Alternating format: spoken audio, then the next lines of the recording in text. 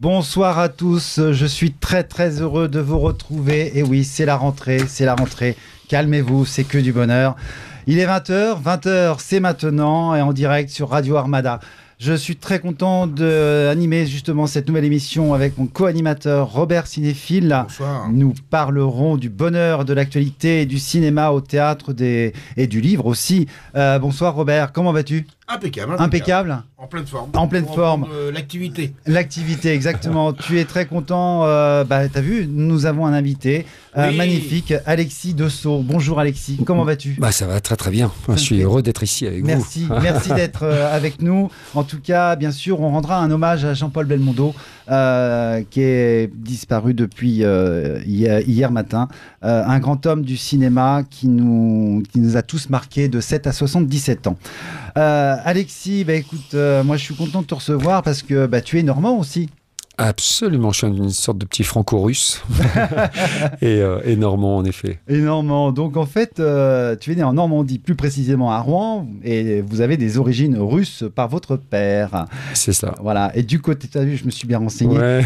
Du côté maternel, c'est l'œuvre normande des mers. Dites-nous quelle est cette association créée en 42, je me suis renseigné aussi, en 42 par une sage-femme, Léonie Cauchois. Voilà. Et Et alors moi c'est pas Léonie qui a accouché ma maman, mais Paulette Vauloir, une dame plusieurs années après, qui a suivi en fait cette initiative pour les mamans qui se retrouvaient seules en fait.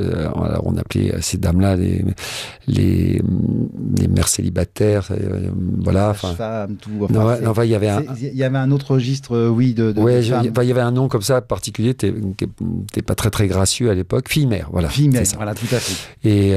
Et donc, en tout cas, ça a permis à beaucoup de jeunes femmes qui ont eu des rencontres parfois malheureuses ou décevantes, ou en tout cas qui se retrouvaient seules comme ça, et de faire face à cette grossesse, fin de grossesse et accouchement. Et voilà, alors je ne sais pas si on aura l'occasion d'en parler après, mais ma petite maman a décidé d'arrêter sa carrière de music-hall pour pouvoir élever ce fiston. Et donc, elle est allée logiquement, puisqu'elle est normande, à l'œuvre normande des mers, et elle est accueillie, et je suis né. Alors, l'œuvre normande des mers, c'est quand même une belle association qui est importante. Elle s'est vraiment développée depuis 1942. Il y en a plusieurs dans la région de Normandie, parce qu'il n'y en avait qu'une à Rouen à la base. Oui, et puis il y a alors j'y suis allé évidemment quelques fois, je suis présent à chaque fois qu'ils me le demandent, et ils ont effectivement développé à côté le principe de crèche, d'activités diverses, enfin qu'il puisse y avoir aussi un suivi, parce qu'il ne suffit pas simplement, comme vous le savez, de naître. Après, il faut être accompagné. Et là, en l'occurrence, ce sont la plupart du temps des femmes qui ont vraiment besoin de l'être.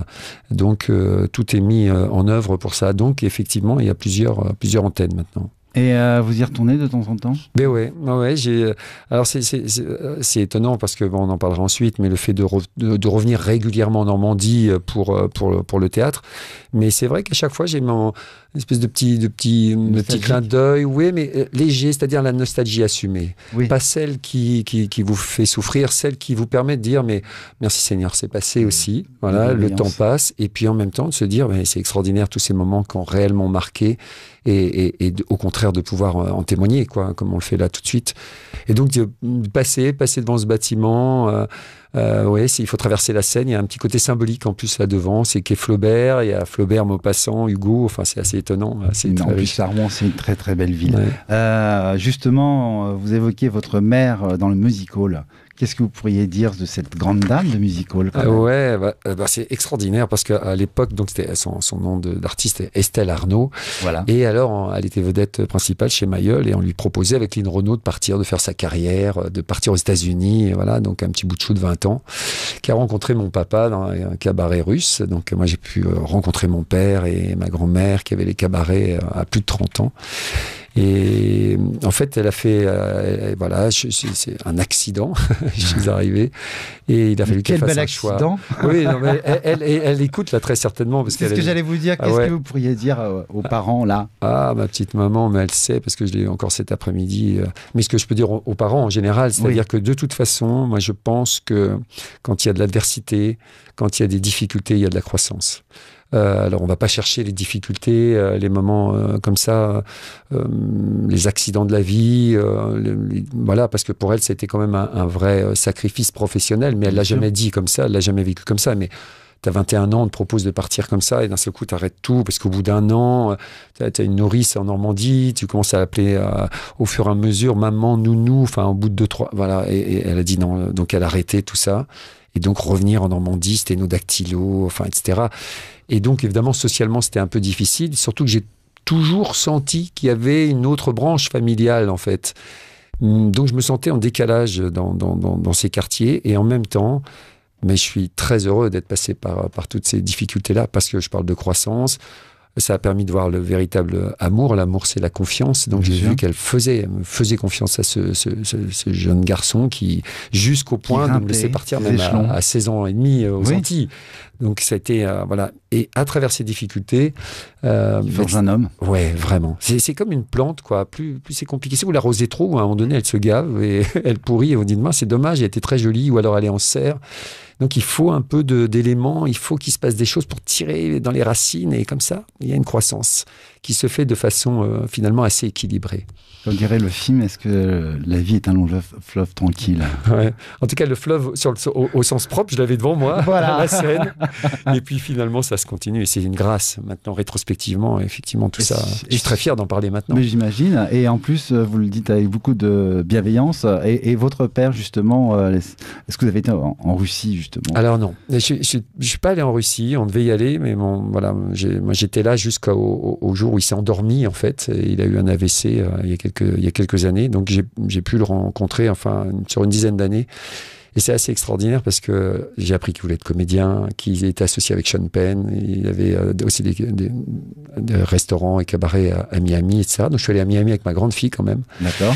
On a vu un petit peu tout ça. Et puis...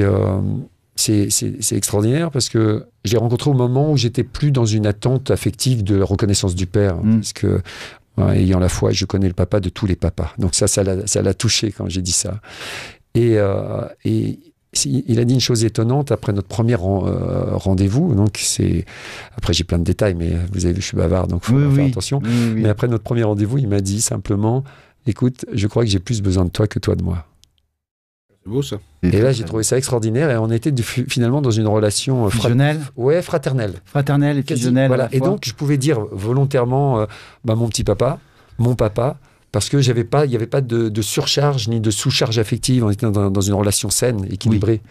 Et donc ça, c'était vraiment très très plaisant à vivre. Et preuve en est, alors que je n'étais pas intégré dans cette famille, je ne porte pas son nom.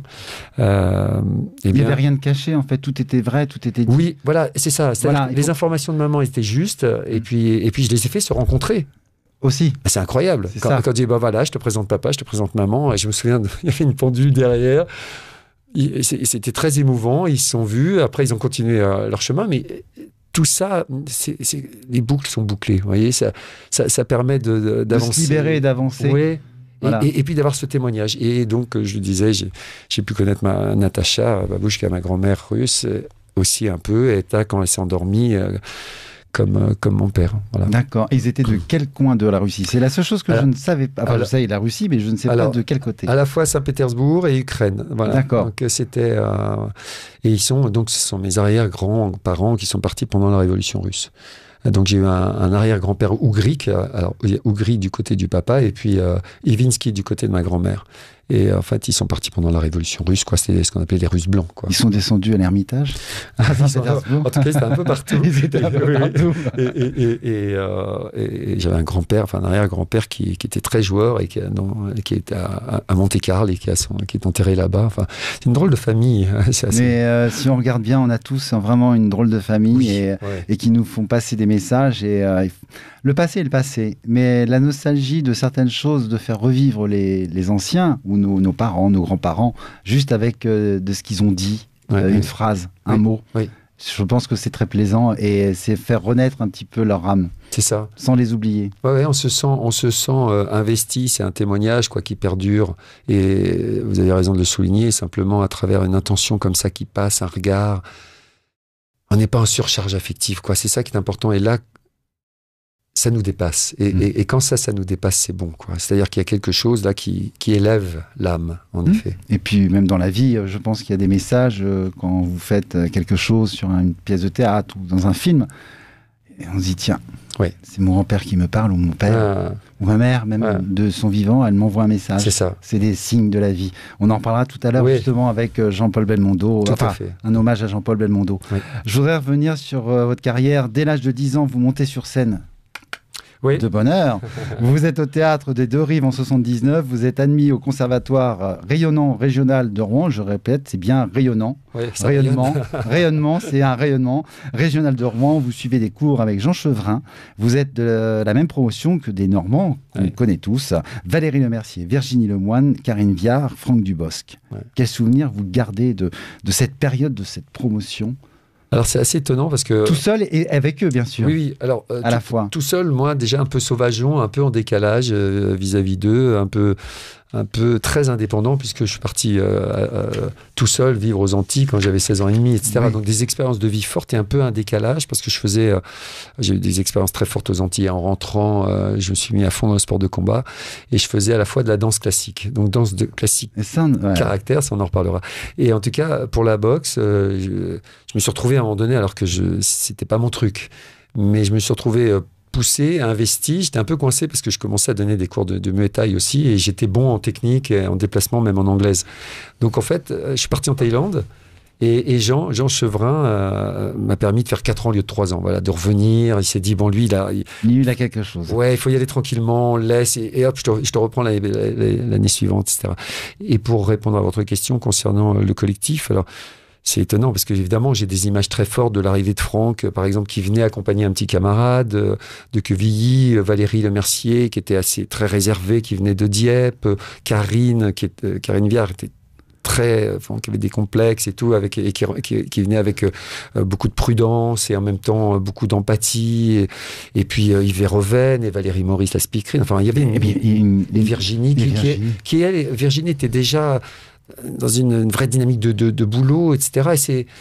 Donc tout ça me portait parce que je m'apercevais qu'il venait d'univers comme ça différents, qui était peut-être un peu plus classique que mon parcours, mais en même temps il y avait un respect. Ouais. Il y avait il y avait de l'aide entre vous. Oui, il y avait une solidarité, c'est-à-dire qu'il savait que je venais d'un quartier difficile, qu'il y avait un parcours un peu différent, quoi, qui était moins académique, un véritable autodidacte pour le coup, mais en même temps, je pense que ça leur plaisait bien. Je sentais en effet plutôt C'était des beaux partages et c'était vraiment dans la même lignée que vous, en fait. Parce que est-ce qu'à la date d'aujourd'hui, ça a beaucoup changé, en fait, ces écoles ? Au niveau de la formation, vous voulez dire, d'une façon générale ? Oui. Oui, je pense que ce qui est un peu biaisé... d'abord, je pense qu'on ne parle pas de l'essentiel, c'est-à-dire de la distanciation, le discernement qu'il faut avoir quand on fait ce genre de métier-là pour être au service de personnages. Et là, il y a une confusion très souvent pour les jeunes comédiens. On ne leur parle pas tellement de ça dans les formations, qui sont au service des personnages. Donc ils se sentent comédiens dans la vie et c'est là qu'ils perdent d'énergie. Parce qu'en fait, c'est sur le plateau qu'il faut y aller, quoi. Oui. Et quand tu es sur scène, etc. Ils confondent un peu à la date d'aujourd'hui. Oui. C'est comme une personne qui s'habille comme Madonna, extravagant, ou Lady Gaga, mais entre la vie et la scène, c'est deux choses différentes. C'est ça. Voilà. Et quand on veut être comédien, interprète, artisan, il faut vraiment être bien concave, en fait. Il faut être plutôt discret, il faut être attentif, il faut être disponible. Et la disponibilité, on en parle peu dans la formation. On parle d'acquis, de suracquis, etc. Donc, il n'y a pas que ça. Voilà, tu vois plein de techniques, mais tu sens pas l'épaisseur, la faille dont on parlait tout à l'heure, qui nous échappe et que le public aime. N'est-ce pas ? Ouais. C'est vrai que le public aime ça, mais il faut faire la différence entre la scène et la vie. C'est ça, vraiment. De tous les jours. Oui. Voilà. C'est important, puis ça permet de lâcher aussi, puisque justement, vous avez deux passions. La danse classique, vous en parlez tout à l'heure, la boxe thaï. On danse et vous suivez une formation classique et de caractère en plus. Ouais. Et surtout, la boxe, vous sortez vainqueur de plusieurs compétitions en France et à l'étranger. Quel a été l'effet déclencheur pour pratiquer cette boxe, en fait ? Alors, c'est un lâcher-prise, c'est un lâcher aussi après toutes ces expériences ? Oui. Alors, au départ, c'était aussi... d'abord, juste une petite rectification, c'était en France, mais pas à l'étranger. À l'étranger, c'était pour les entraînements. D'accord. Mais quand même. En Thaïlande. Ah oui, il faut y aller quand même. Surtout dans ces années 83, c'était pas la mode. Et on se faisait tirer les poils, entre autres, par les petits boxeurs. Ils nous chatouillaient aussi quand ils s'apercevaient qu'on était chatouilleux. mais ça a envoyé avec Robert Ritt, mon entraîneur. Enfin voilà, j'ai des souvenirs extraordinaires. Mais oui, pour vous répondre, en fait, c'est cette niaque que j'avais, quoi, cette rage, et parfois je ne savais pas bien la placer. Donc je la plaçais aussi physiquement. Donc je me suis blessé. Il y avait un trop plein, et heureusement j'ai compris qu'il valait mieux l'évacuer sur un sac ou à l'entraînement que dans la rue, là aussi. Hein. Voilà. Et j'ai toujours été préservé. J'aurais pu. Il y avait des influences qui auraient pu être dangereuses pour moi, mais j'ai toujours été préservé. Après, c'est self-control. Ouais, et puis après, quand tu t'entraînes vraiment, là, Oui. c'est pareil. Tu rentres, t'es fatigué, t'as pas Mais d'agressivité. c'est de la bonne énergie. Oui, et puis c'est une bonne énergie, Bien sûr. et c'est une belle fatigue. Voilà. C'est comme monter en montagne. C'est on est ça. d'accord. Ouais, Voilà, absolument. exactement. Mais c'est vrai concernant ça. En tout cas, ce déclencheur, c'était aussi cette grande peur que j'ai eue aux Antilles, où j'ai failli, en fait, il a failli m'arriver quelque chose de très grave là-bas, alors que j'étais un petit touriste, tout mec, tout gentil, dans une famille martiniquaise, etc. Mais je suis tombé dans une circonstance, voilà, qui C'était n'était où, pas en terrible. Thaïlande? Non, en Martinique. En Martinique, quand pardon. j'étais, C'était voilà, où en Martinique? à Fort-de-France, Fort-de-France. à Madiana, parce que Madiana, c'était ouais. avant le Avant Lamentin. Oui, oh là là. C'était Ouais. le début. C'est pour un gamin qui arrive à 17 ans comme ça, enfin 16 ans et demi même, qui se retrouve là dans une famille martiniquaise pendant plusieurs mois et qui doit aussi travailler, être dans une vie active, c'est extraordinaire ce contraste. Bien sûr. Mais voilà, il y a des endroits qui étaient dangereux. Enfin, en 78-79, il y a eu tout un problème comme ça qui ne me concernait pas, mais je me suis retrouvé impliqué.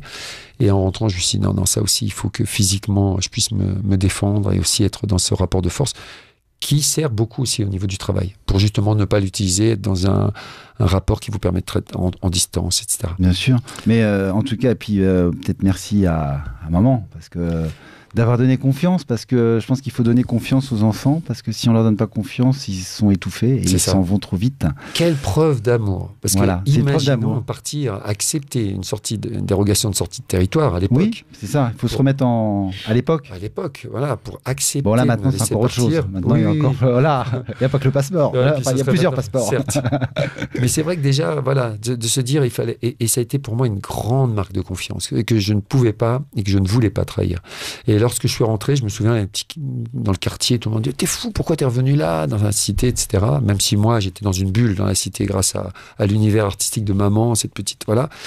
Mais quand même, les fréquentations étaient là. Et j'aurais dit mais parce que maintenant, je sais que je peux repartir. Parce que le pas était franchi. Et donc, en effet, peu de temps après, je suis parti de l'endroit où j'étais. Et sans nostalgie, c'était plus le moment, quoi. Voilà. En tout cas, je vais pas mesurer à vous, Alexis, parce que là, si vous mettez une droite. Je suis bien placé. Voilà, exactement, c'est pour ça. Balle de match. Allez, on continue. En tout cas, à Paris, vous intégrez le collectif du théâtre des 50 Andrea Voutsinas. Ouais. En parallèle, le théâtre du Soleil avec Ariana et Georges. Deux magnifiques personnages. Ah ouais, extraordinaire. Voilà. Et puis alors, très différent dans le travail, mais absolument complémentaire. Complémentaire, c'est ce Ouais. que j'allais vous dire. Alors moi, je pense que vous aimez l'improvisation, un Oui. peu comme un théâtre de Bouvard. Ouais, enfin, ce que j'aime, c'est En fait, ce qui a été extraordinaire, c'est que j'ai pu avoir des expériences très différentes dans toutes les conventions théâtrales différentes. Donc, Boulevard avec Mabi, etc. Ben oui. Ou l'impro comme ça, avec les matchs d'impro avec Michel Lopez, etc. Et la LIF.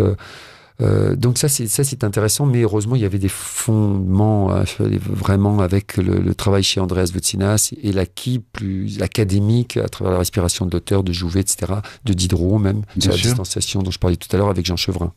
Et vous pensez qu'à la date d'aujourd'hui, il y a encore ce mouvement?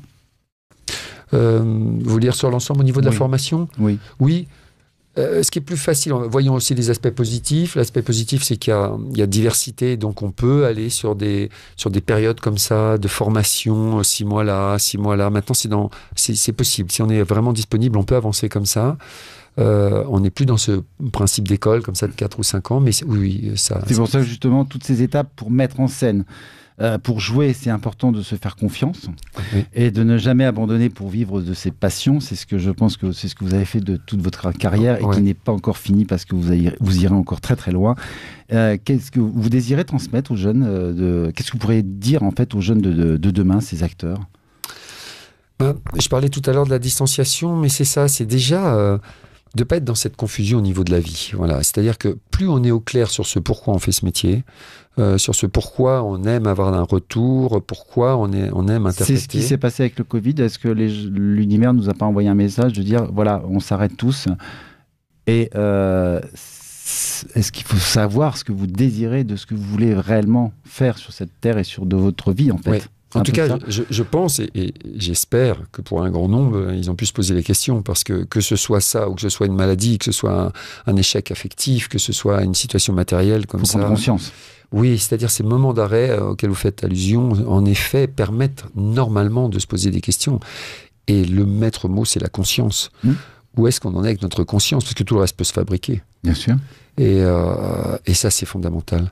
Donc, si on va sur l'essentiel, même en formation, dans la transmission, si on est sur cette notion-là de conscience, après, on peut aller très très loin professionnellement. Et c'est, pour répondre à votre question, certainement ce qui me le plus. Voilà. Et c'est la pensée positive. Oui, ça l'est de toute façon, puisqu'on est dans une reconnaissance d'être en vie. C'est déjà une grâce. Donc forcément, dans ces cas-là... Je pense que nous avons un point en commun, puisque vous avez des tableaux d'artistes vides. Ouais. Vous imaginez un peu le tableau. Ouais. Et en fait, vous imaginez en fait une photo, un décor, tout ça. Voilà. On en parlait hors antenne. Et c'est important justement de visualiser quelque chose d'autre que le négatif et de positiver pour se dire, tiens, je vais faire. Absolument. C'est pas je vais, c'est je le faire. Ouais. Voilà. C'est Stanislavski, entre autres, qui parle du si magique. Tout à fait. Et si. Mais en tout cas, cet objectif d'avoir cette projection, même quand on a un cadre, en effet un tableau vide ou alors une fenêtre avec au moins nettoyée ou au moins ouverte, cette perspective, qu'est-ce qu'on regarde? Et c'est pareil sur un vélo, cela dit. J'apprends en ce moment à mon fils à faire du vélo, parce que j'ai une grande fille de 30 et un petit bonhomme de 7. Et je lui dis, non, mais si tu regardes à toi, c'est comme si on se regardait trop le nombril, on n'avance pas, quoi. On va dans le fossé. Donc il faut accepter de regarder en face. Et c'est pas évident. Bien sûr. En tout cas, vous aimez justement le cinéma, Alexis. Alors on va passer à l'actu avec Robert. Robert cinéphile, bonheur du cinéma. On va parler du festival, bien sûr, 47e festival. Et on va parler des têtes d'affiche et on va parler justement un hommage à Jean-Paul Belmondo. Effectivement, pour ma première rubrique, je devais normalement vous parler, et j'aurais préféré vous parler de deux films qui sortent demain, Boîte Noire, avec Pierre Ninet, et Respect, qui est la vie d'Aretha Franklin. Mais, malheureusement, on a appris hier soir le décès de Jean-Paul Belmondo, qui, comme le disait Jean Dujardin d'ailleurs ce matin chez BFM, on le croyait immortel. Mais on vient de se rendre compte que non, il n'était pas immortel. Mais il le sera toujours quand même dans notre esprit. Car il a tourné quand même plus de 88 films. Avec des films marquants comme Le Magnifique, Flic ou Voyou, Le Professionnel, Le Casse, Joyeuse Pâques. Et bien sûr, Itinéraire d'un enfant gâté, d'ailleurs, qui est passé hier en hommage, diffusé hier soir sur TF1. Pour moi, il fait plus qu'un acteur. Il a été un exemple, un guide dans ma vie, et je me disais toujours... mais comment lui aurait réagi à cette situation difficile quand je me retrouvais devant? Mais lui, il le faisait avec panache. J'ai eu le plaisir de le rencontrer 2 fois. La première fois, ce fut très marquant pour moi.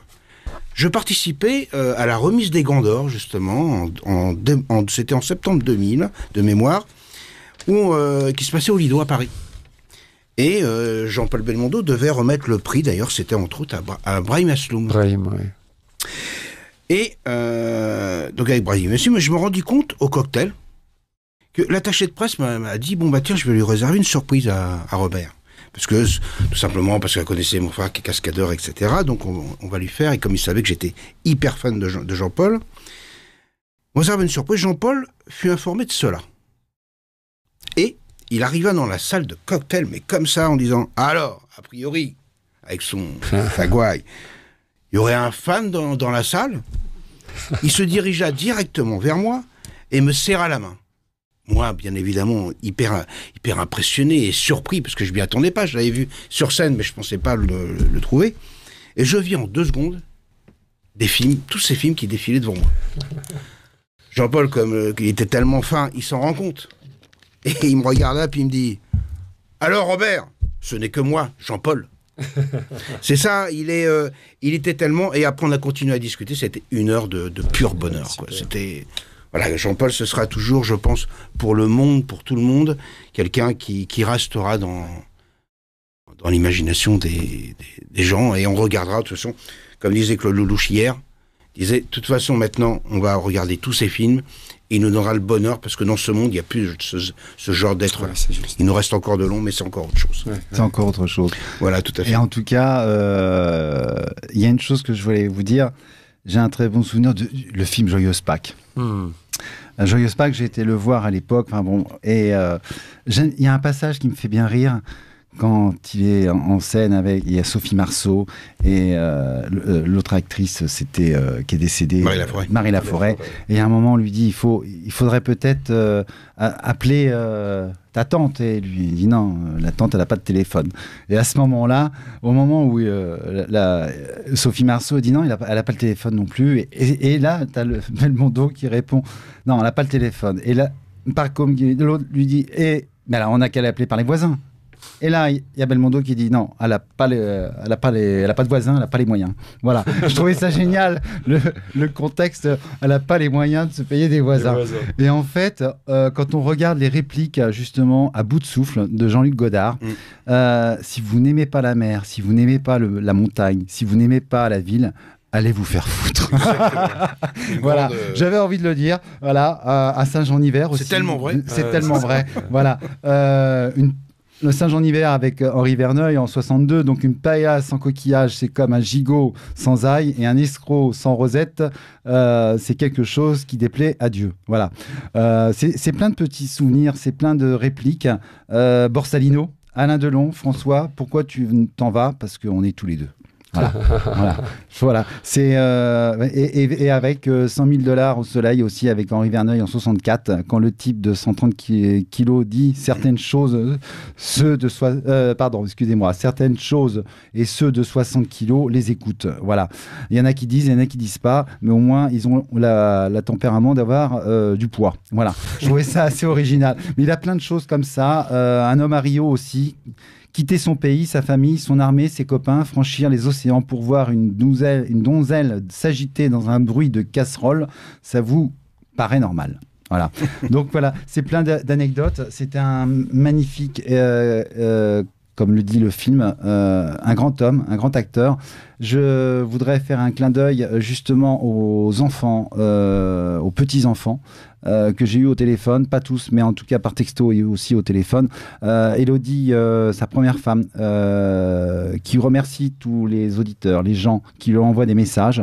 Nati, vous avez les enfants, donc Paul, Stella, Angelina et Florence, les petits-enfants Victor, Alessandro, Annabelle et Giacomo. En tout cas, on leur dit surtout soyez forts, et toutes nos condoléances à eux et aussi à la France entière, puisque Belmondo était aimé d'un homme...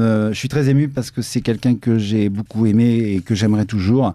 Et c'était un homme bienveillant et qui savait donner de l'amour. Voilà. Et il sera jeudi... les funérailles se passeront aux Invalides, et il le mérite bien. Exactement. Tu avais une suite Oui, sur le festival de... C'est dur de trouver la transition. Ouais, bien sûr. Avec l'émotion. Le festival du cinéma américain, exactement. Le 47e, à Deauville. Ce soir, alors pour savoir, c'est que ce soir, en compétition, il y avait le documentaire sur Jim Carrey, qui s'appelle L'Amérique démasquée. Un très bon film français qui va sortir, qui est en avant-première, qui s'appelle Une femme du monde, de Cécile Ducrot, avec Laure Calamity. C'est l'histoire d'une prostituée qui cherche de l'argent pour les études de son fils, donc va être très sympa. Film Bug aussi fantastique de William Friedrich. Alors très bien, avec un casting exceptionnel, Richard Shannon, Ashley Judd et Harry Connick Jr. pour la première fois, qui est un chanteur. Pour la première fois, il va faire un film. Alors, en compétition aussi, le film Pig, très particulier, avec Nicolas Cage et de Michael Sarnosi. Donc ça aussi, c'est un film qui va être en compétition. Et bien évidemment, petit clin d'œil, on vient d'en parler tout à l'heure pour Jean-Paul Belmondo, à Claude Lelouch, qui va avoir, donc je crois que c'est dans les 2 jours, hein, c'est ça? C'est jeudi soir. C'est jeudi soir. Jeudi soir en avant-première. Le film L'amour, c'est mieux que la vie. Avec un casting, bien évidemment, toute sa famille, Gérard Darmon, Sandrine Bonner, Voilà. Ça va être un grand... Et hâte de voir ce film. Et oui, parce que, écoute, en tout cas, je sais que les gens nous suivent et ils me retrouveront justement au Festival de Deauville.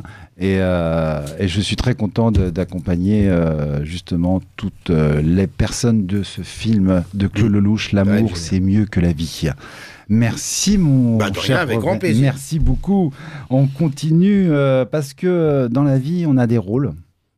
Et Alexis, si je disais quel est le rôle qui vous a le plus marqué dans votre carrière, à part votre vie privée qui doit être magnifique aussi, parce que vous l'avez construite avec 2 beaux enfants. C'est ça. Alors pour le rôle, comme je vous parlais tout à l'heure du présent, de la disponibilité, c'est celui que je fais en ce moment. Hein. C'est Keane. Pour l'instant, pour moi, c'est la quintessence du théâtre. C'est-à-dire, je retrouve les donjons que j'ai pu jouer de Pouchkine, Misanthrope, Shakespeare, les plus beaux rôles que j'ai eu au théâtre, là, sont condensés dans ce personnage-là, quoi. Donc, voilà. Keane, pour vous, c'est là, la date d'aujourd'hui. Et surtout, en plus, vous remplacez, et donc justement, pour rebondir, c'est remplacer, oui. Je porte le flambeau, quoi, le flambeau de après Jean-Paul Belmondo, justement, qui était une pièce magnifique. Irremplaçable. Irremplaçable. C'est vrai qu'on dit toujours on est personne irremplaçable, mais c'est vrai que chaque personne a une identité. C'est ça. Comme Brasseur, on avait une dans ce rôle-là, etc. Ouais. Et là, donc, vous allez revenir avec Keane. Oui, on est alors 170 représentations, quoi, déjà, 4 théâtres, 2 prolongations, l'atelier, l'œuvre, etc. Et puis là, on repart en octobre et novembre en tournée, oui. Belle tournée en France. On va en reparler après, justement, avec cette tournée du festival. Alors, vous avez été connu et reconnu par le grand public avec Julie Lescaut à Véronique Jeuneste. Vous jouez le rôle de Vincent Motta. Alors, Motta, quel souvenir gardez-vous de cette série? Parce que ça vous a marqué. Oui, c'est marquant. Oui, ça a marqué tous les Français. Bien sûr. Et puis, c'est toujours rigolo de rencontrer, alors, quelles que soient les générations, parfois des petits jeunes qui voient des rediffs. Et on vous dit comment? Alexis ou Motta? Ouais, on me dit Motta souvent, ou Lescaut. On m'appelle direct Lescaut, quoi. Je dis, mais ouais, en fait, c'est rigolo. C'est plus sympa encore quand il y a un suivi derrière, et que les personnes voient ce qui se passe derrière au niveau. Parce que moi, j'ai jamais arrêté le théâtre à côté, et donc même si ça a été très présent pendant toutes ces années, j'ai dû en tourner 90, à peu près plus de 20 ans, quoi, cette série. Moi, je continuais toutes mes activités à côté. Sauf qu'évidemment, celle-ci était très forte. Mais je pensais même que ce qui allait partir avant ça, c'était la série avec Michel Constantin et André Pousse, où là, j'étais un petit gamin détective, et c'était sur les Paparov et les loups, et là, ça s'engageait, puis cette série s'est arrêtée, parce que c'était un peu en bout de souffle au niveau du rythme, et je pensais pas forcément partir comme ça sur une série si longtemps, avec l'aspect tout à fait positif, vous venez de le souligner, c'est ce contact avec le public, cette reconnaissance comme ça, très sympathique du public pour un personnage sympa. Et donc, pour vous répondre, ce que je garde de Motta, alors pour l'anecdote, par exemple, c'est que je faisais ma petite cascade, bon, c'était pas violente, hein, certainement pas comme celle de votre frère, mais en tout cas, je le faisais moi-même quand il y avait une petite arrestation, quand j'allais sur le terrain, parce qu'au début c'était un peu long pour qu'enfin on sorte sur le terrain. Donc j'avais bien compris que pour rester et faire mon théâtre à côté, il fallait faire aussi un peu profil bas et être dans ce type de personnage, un peu introverti. Donc c'était une composition, l'aurait compris. Mais j'ai eu une doublure. Et devinez pourquoi? Allez. Pour les doigts. Pour taper, pour le clavier. Pour le clavier. En fait, je connaissais absolument rien d'informatique et j'étais censé être le petit prodige de l'informatique. Donc voilà, les doigts, ce ne sont pas les miens que ça pianote, parce que moi, ça aurait été lamentable comme ça. Je pense que sur YouTube, il y en a beaucoup qui vont regarder les séries et vont se dire, c'est pas ses doigts. C'est une belle expérience, voilà. En tout cas. Et puis la rencontre avec Mousse, parce que Mousse, faisait Moussaillon, que j'avais rencontré avec Stéphane Ferrara et qui faisait de la boxe au début. Et j'ai rencontré dans un club de boxe avec Stéphane en Normandie quand ils sont venus, et il y a eu un petit échange comme ça. Et moi, j'étais au conservatoire et j'ai tout de suite sympathisé avec Moussaillon parce qu'il a été, pour moi, vraiment extraordinaire. Enfin, j'ai des témoignages avec lui où il a été extrêmement concret. Mais je crois qu'il apprécie aussi parce que j'étais pas du tout dans la complaisance. Voilà. Et je parlais avec lui aussi vraiment au niveau de la formation, au niveau des projets de mise en scène, etc. des relations aussi, et d'être que lui aussi, il soit pas seulement gentil comme ça avec tout le monde, et puis parfois un peu utilisé, quoi. Et ça je le voyais, ça m'embêtait. Et puis Véro, voilà, qui faisait confiance. Véronique, c'est vraiment, vous travaillez en équipe, en fait. Ah oui, c'était vraiment... C'était important, il n'y avait pas chacun des clans, c'était vraiment... C'était quelque chose qui était... qui roulait, on peut dire, à la fois. Oui, c'est pas toujours évident aussi dans certains rôles, parce que c'était fait à l'extérieur aussi. On se retrouvait quand même très souvent au commissariat. Oui. Donc c'est dommage. C'est bizarre. Donc il y avait un côté quand même, finalement, là on retourne à la maison, quoi. Il y avait un petit côté comme ça, on est de la maison. Oui. Donc chacun son bureau, il y avait un petit truc comme ça qui était assez rigolo dans cette ancienne Lib papeterie, je crois, qui était à Montrouge. À Montrouge. Et c'était assez étonnant de se retrouver comme ça, avec nos expériences parallèles professionnelles, mais de se retrouver de façon assez serrée, parce qu'il y avait là j'entends parler parfois de 10 maths, de 6 millions, 7 millions, c'est énorme, etc. Nous, on faisait du 14, 15, 16 millions. Oui. Quand à côté, tu faisais à côté un Fort Boyard, un petit téléfilm sur la 3, comme c'était mon cas, ou comme ça quelques-uns, et puis des pubs, c'est sûr que d'un seul coup, on t'imprimait. Le nom, on le connaissait pas, mais on disait, ce mec-là, on le connaît, quoi. Et avec, en plus, Julie, etc. Ma seule frustration, c'était que moi, mon truc, depuis le début, c'est le film d'auteur. Oui. Donc là, évidemment que j'étais en même temps très reconnaissant, parce que grâce à ça, je gagnais ma vie, et j'avais une formation rémunérée, une formation professionnelle rémunérée au niveau de l'image, ce que j'avais pas eu avec le théâtre, bien sûr. Mais en même temps, hâte d'avoir des rôles plus conséquents aussi. Voilà. Donc c'était un tout. Et puis en même temps, une vraie reconnaissance. Surtout avec le public. Ouais, toujours les 2500. Mais en tout cas, c'est une série qui a énormément marqué. Et vous avez apporté beaucoup de bonheur aux Français. Et justement, il y a une autre rencontre que vous avez fait, Serge Reggiani, Yves Pignot. Oui. Dans le cadre d'un spectacle de musical de Boris, dans lequel vous interprétez les chansons de Boris Vian. Oui. Alors là, ça a été déterminant dans votre carrière avec Serge Reggiani. Oui. Sacré personnage. Oui, parce que ça se conjuguait, et symboliquement, il y a eu quelque chose de très joli. C'est lui qui m'a appris à faire mon nœud de cravate. Et j'ai trouvé ça assez rigolo. On était sur un court-métrage ensemble, dans l'Est. Un court-métrage de Hugues Denisé. Et à un moment donné, avec son épouse, on était donc au HMC. Et j'avais un peu de mal, et il l'a vu, et il m'a dit, attends, je vais te montrer un... Ouais, c'était ça. Et puis symboliquement, cette espèce de truc, et en plus je lui remettais un prix dans ce film. Donc là aussi, il y avait une espèce de passation, quoi, de transmission. C'était extraordinaire, cette rencontre-là. C'est une des personnalités, ou est-ce qu'il y en a d'autres qui vous a permis de transmettre ce que vous êtes aujourd'hui ? Jean-Claude Durand, qui était un des comédiens de Vitesse, qui m'a mis en contact avec Dreyfus, avec Jean-Claude, avec toute cette Yves Pignot, bien sûr, parce que ce rôle de Boris, dans lequel je chantais pour Boris Vian, etc. Très belle voix. Extraordinaire. C'était super, de faire un clip et tout ça, de chanter. J'aime énormément. J'ai d'autres projets bientôt, là, justement, où il y a du chant dans le spectacle. Mais oui, c'était génial. Et puis, d'un seul coup, de voir Colin Morris, tout, Boris, sur Boris Vian. Boris, en plus. Oui. Un prénom russe, quoi. Enfin, il y avait... Tout concordé, on peut dire. Ouais. Ça glissait. Avec Valérie Carcenti, il y avait Gilles Gaston Dreyfus, que j'aime énormément, qui est venu voir à l'atelier il y a pas longtemps, comme Jean-Claude Dreyfus. Voilà, c'est vraiment des gens que j'aime beaucoup. Et voilà, et de voir toutes ces personnes-là, et puis après rencontrer Caroline Nuper, qui m'a proposé de rentrer dans ce pilote, parce qu'elle m'avait vu dans ce rôle-là, quoi. Ouais, donc c'était toujours assez régulièrement des très belles rencontres comme ça, déterminantes. Et ce qui est plaisant, c'est que c'est pas dans du RP. Est-ce que je sais pas faire, parce que aussitôt je suis un peu mal à l'aise, j'ai chaud, je suis blanc, je sors pas trop le soir et tout ça, donc je suis en décalage. Ça s'appelle avoir un âge pour tout. Oui, mais même quand j'étais plus jeune, comme j'étais puni des booms, des trucs, que j'étais en décalage. Quand je vous dis puni, c'est que avec mon quartier, on m'invitait pas. Enfin, donc j'ai pas connu tout ça. Vous vous contentez de ce qu'il y avait. C'est ça. Donc je rencontrais les gens en journée.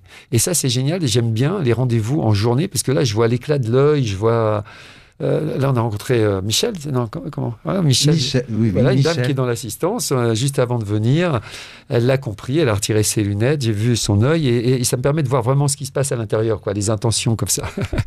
Et donc, j'ai rencontré les gens de jour. Voilà. Oui, des fois, mais des fois, le soir, on se rend compte de la vraie personnalité. Oui, mais c'est juste là... je prendrais plus facilement ma couverture de kin dans ces cas-là pour être dans une... Déjà, d'amener une espèce de... à la fois, soit de panache pour être dans une espèce d'aisance, ou alors, au contraire, dans une espèce de défi et qui pourrait mettre mal à l'aise. Et là, ça te permet aussi de faire tomber des masques. Voilà. Oula. Mais là, il faut faire attention. Faut faire attention. Parce que sinon, on ne te rappelle pas.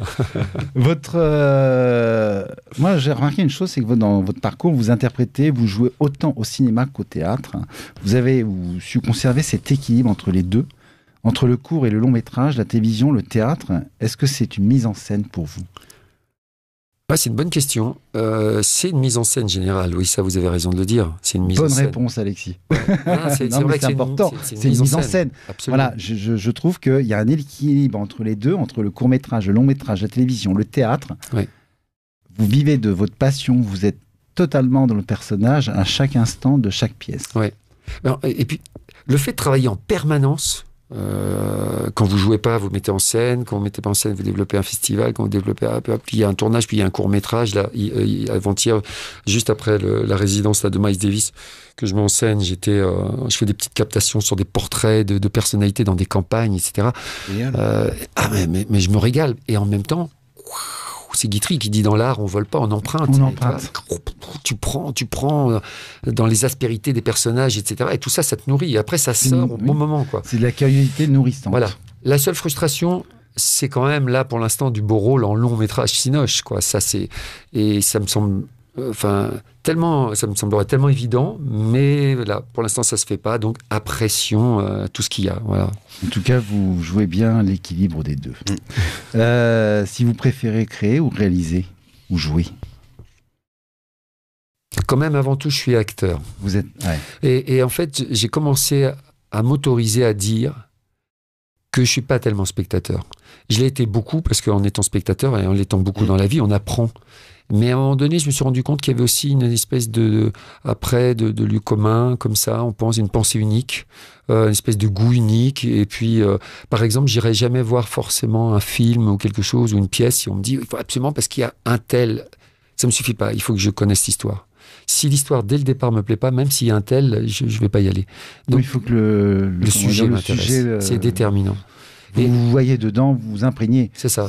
Et je me suis rendu compte que quand je suis spectateur, en fait, je suis frustré. Et j'ai l'honnêteté de le dire. Mais c'est bien. Je suis frustré, quoi. C'est-à-dire que, donc, au début, je suis content parce que d'un seul coup, et surtout quand c'est des potes et que c'est un bon spectacle. Donc, je suis attentif, je prends. C'est comme quand je vais dans un festival. J'en fais pas trop parce que quand j'y vais, et là, dans le jury, j'ai des choses à dire parce que je suis disponible. Sinon, tout le monde pense, il y a des références, des trucs, et ça manque de spontanéité, ça manque de vérité. Et donc, acteur. Acteur. Ouais. Je développe, je suis désolé, je développe beaucoup. Non, mais justement, c'est très riche et je trouve ça super. Vous êtes passionné et moi j'adore. Là, vous m'en voûtez totalement. En tant que metteur en scène, comme Le médecin malgré lui, un joyau dans un écrin, Le savoureux destin de Lydie, Monsieur Bourvil aussi, quand même, Nuit blanche, Calamity Jane et parmi d'autres, en fait. Vous deviez choisir, vous préférez la réalisation ou la metteur en scène? Parce que là, tout à l'heure, c'était créer, réaliser, jouer. Mais là, entre la réalisation, metteur en scène, où vous vous trouvez en fait dans tout ça? Ouais, la direction d'acteur. Toujours la direction d'acteur. Ouais. On reste toujours dans cette lignée. Ouais, direction d'acteur. Oui, parce qu'en fait, c'est la psychologie du personnage qui m'intéresse. C'est à chaque fois de le trouver dans ses méandres des couleurs différentes et de lui donner toujours une légitimité. Même quand je joue des personnages qui, a priori, sont pas fabuleux, je me dis, mais à un moment donné, il a soit une repentance, soit il a un éclairage. Et quand c'est pas dans le texte, je le mets. C'est-à-dire vous mettez le texte en valeur. En tout cas, je m'octroie de mettre de l'épaisseur même quand il n'y a pas de réplique. Et les gens perçoivent ça. Bien sûr. Même au-delà des mots, de le sous-texte. Et ça m'intéresse. Comment on peut nourrir ces situations? Comment là, lundi, je repars là. Miles Davis, la résidence est terminée. Ronald Baker, super. Jean-Yves Lemoine, super. J'ai mes deux comédiens. Ça marche. Le spectacle est fait.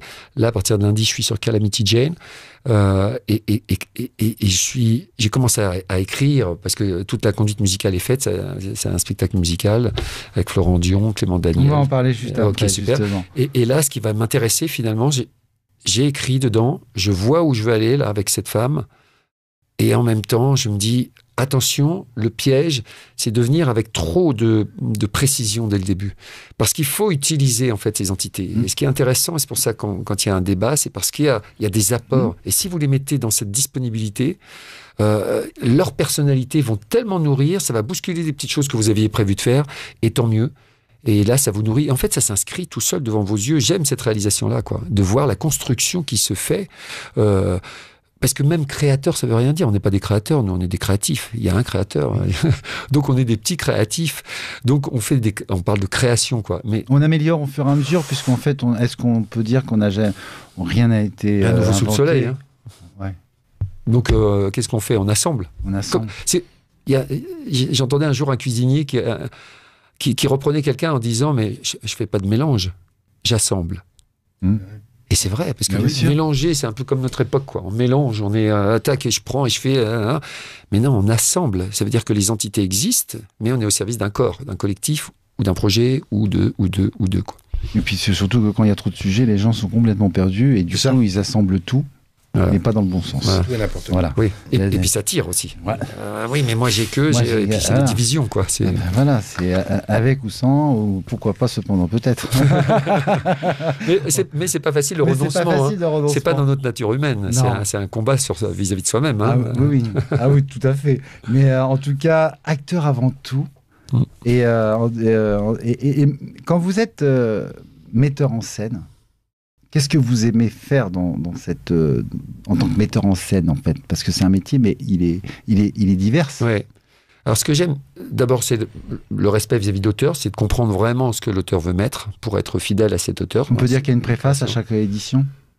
Oui, il y a une préface. Comme un livre? Oui, il y a une préface. C'est écrit. Et c'est vrai que quand je fais cette préface avant de venir, ça, au moins, ça permet, je me dis, et s'il y avait des questions, ça me permet de nourrir, en tout cas, ce propos. Mais après... c'est aider vraiment à accoucher, quoi. Les comédiens, comédiennes qui sont sur place, c'est aider à trouver leur personnage. Évidemment qu'en tant qu'acteur, surtout, c'est comme quand tu prends le train, en fait, c'est là que j'écris le mieux. Parce qu'en fait, je suis passif et actif en même temps. Je suis actif grâce au paysage et je suis assis, donc c'est très agréable. Moi, je trouve que c'est trop court. Pour rentrer en lumière.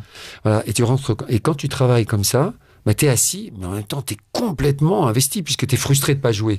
Ce qu'il faut, c'est être respectueux pour pas dire montrer ce qu'il faut faire, mais c'est juste aider à comprendre. C'est un travail de psychologie. Ouais, c'est pour ça qu'on va en parler, et je trouve que vous le mettez bien en scène, dans d'autres, bien sûr, mais surtout dans Saudade, ici et là-bas. Voilà. On va parler du théâtre, justement, puisque je sais qu'il paraît que vous aimez le théâtre. Parlons de l'actu avec c'est vrai. Robert. Mon cher Robert, écoute, le bonheur du théâtre, l'affiche de la semaine, je te laisse nous dévoiler les gens du théâtre. Alors l'affiche de la semaine, c'est, on en parlait tout à l'heure, c'est le partenaire de Jean-Paul Belmondo, qui est Richard Anconina, qui fait une pièce, ça a commencé il y a 3 jours de ça, et qui s'appelle Coupable, à voir au Théâtre des Mathurins. Ça donne très envie. Donc ça va être alors j'en dis pas. Faut pas déclarer parce que c'est une pièce très particulière. Je connais bien la production et faut le découvrir. Et Richard Anconina, c'est la première fois qu'il joue ce genre de rôle. Super. Voilà. Donc ça c'est pour l'actu. J'aime beaucoup. Une très très belle pièce aussi qui va être bientôt sur scène au théâtre de l'Alhambra à Paris. S'appelle Promesse de campagne. Donc on va rire. Et en ce moment on en a bien besoin. C'est une pièce de boulevard qui tourne autour du monde de la politique. Comme ça va peut-être les calmer certains.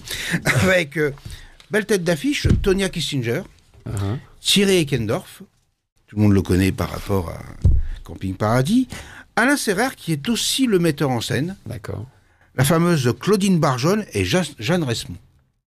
Voilà, c'est sélection, donc il y a tous les coups sont permis, un ministre corrompu, un député magouilleur, un dossier comprenant donc qu'il y a du chantage, ça va voler de tous les côtés, et il y aura peut-être même, à mon avis, une grosse inspiration, c'était prévu, mais encore une grosse inspiration, à notre Bébel national. Exactement, on ne l'oublie pas, et il sera toujours dans nos mémoires.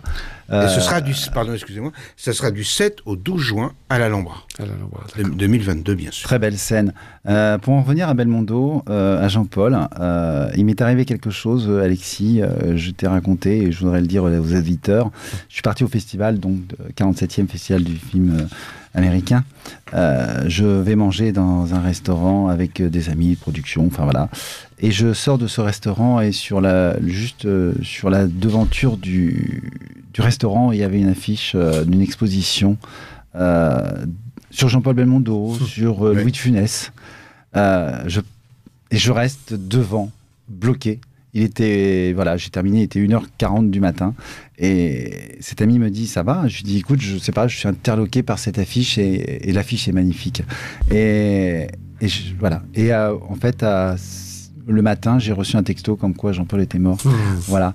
Et ce qui est extraordinaire, et je vais rebondir là-dessus, quand on s'est eu au téléphone et que j'étais très heureux de t'inviter, et avec Caroline, l'attachée de presse, elle me dit, tu sais, il sort la pièce Keane. Et je lui dis, oui, je sais. Et tu sais que Jean-Paul Belmondo et tout. Et je lui dis, bah oui. Et je trouve que ce fil conducteur, entre cette affiche que je vois, une semaine, 15 jours, 3 semaines avant, on s'est au téléphone pour confirmer cette invitation et on parle justement de Keane.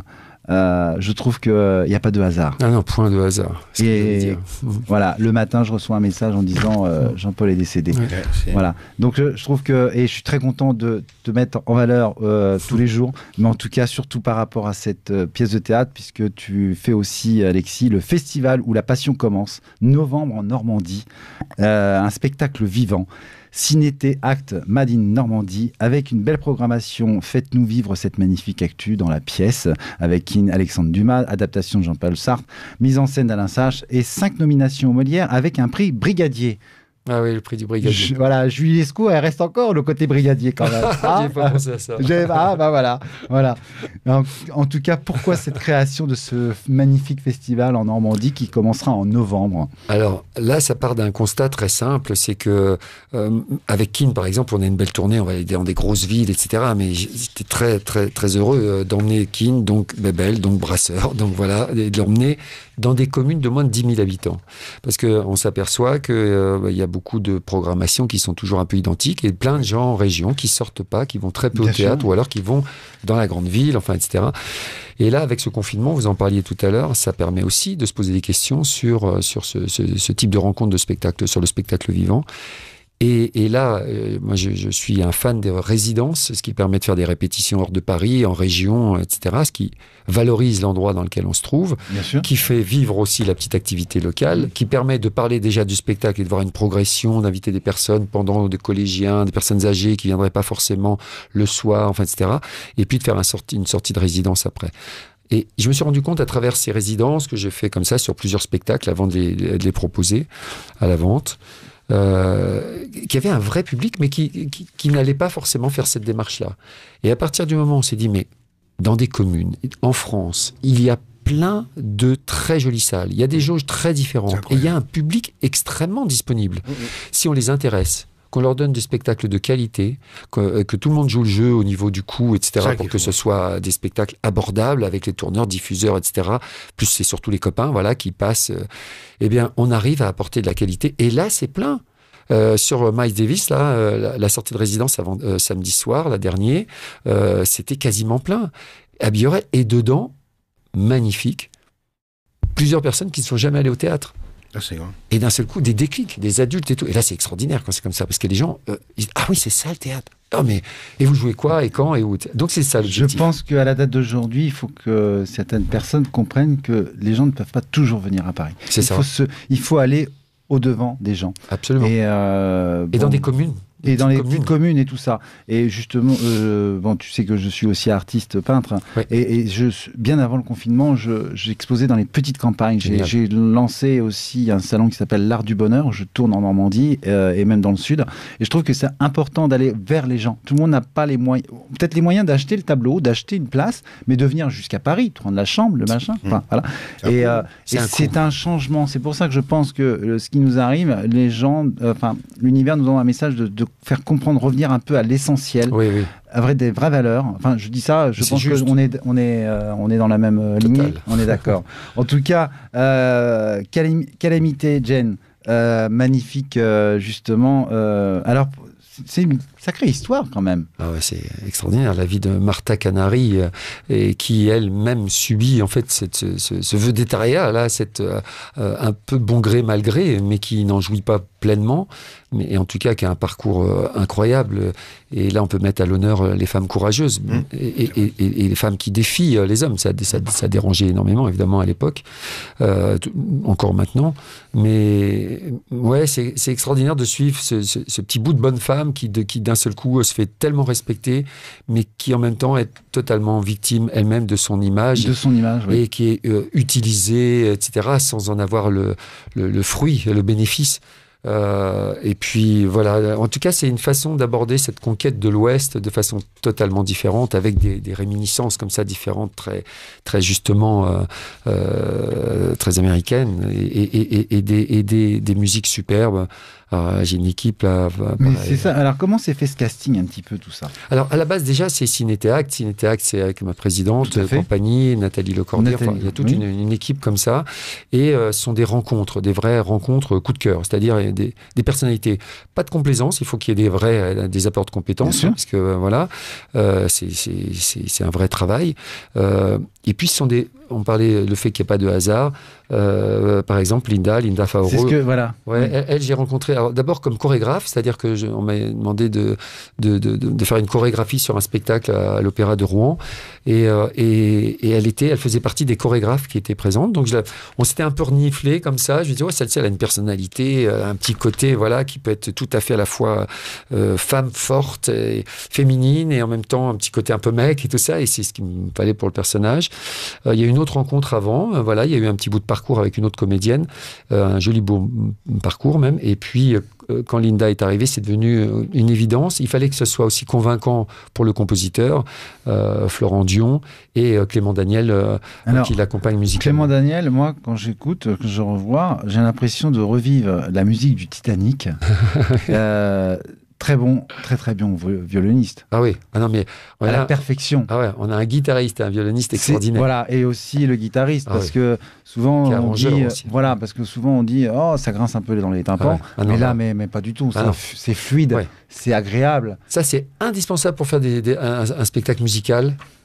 Pour que ça soit fluide et que ça fasse pas, ça joue, c'est de la musique, c'est du texte, c'est du jeu. Il faut que ça fonde, il faut qu'on l'oublie, et qu'en même temps, quand ça joue très bien. Et c'était pareil pour Ronald Baker sur Miles Davis, quoi. Ça joue, c'est fluide. Alors Miles Davis, justement, là, c'est pareil.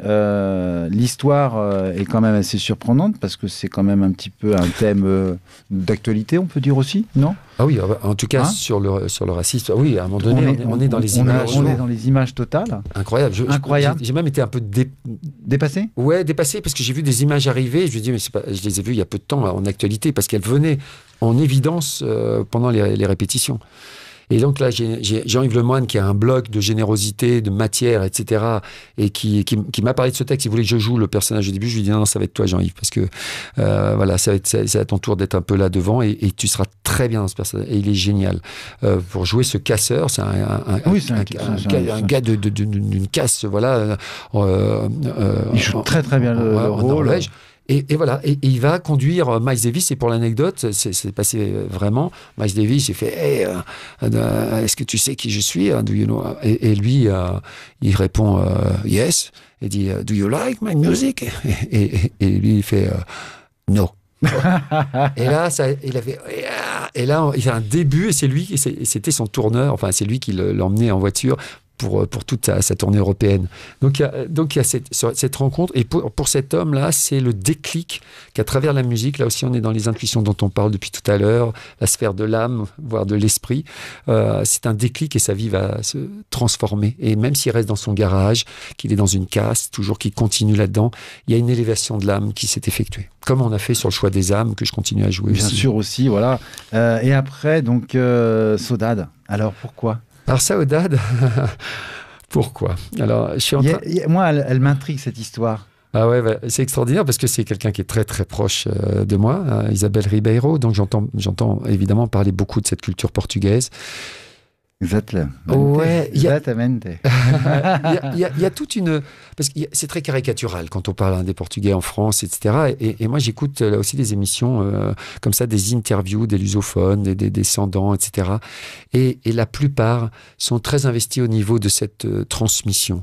C'est-à-dire qu'on a des parents courageux qui sont venus travailler en France, etc., en espérant que la famille reviendrait au Portugal, et ça se produit pas forcément comme ça. Et cependant, il y a toute une génération, et là, on est en train de développer je te reparlerai, des très très beaux projets grâce à, entre autres, à Saudade et sur la Touraine. Et il y a toute une génération qui est heureuse de transmettre cet amour du Portugal, ses origines, cette culture. Il y a des grandes valeurs. Et il y a un respect justement au Portugal qu'on a peut-être un peu oublié en France. Mais total, et qu'on ne connaît pas. Et qu'on ne connaît pas. On ne connaît pas vraiment cette musique. Oui, c'est vrai. Qui est à la fois mais tellement belle, à la fois nostalgique et en même temps empreinte de voyage. Il y a le fado aussi. Et le fado, mais tout ça on l'aborde. Tu as été où exactement au Portugal?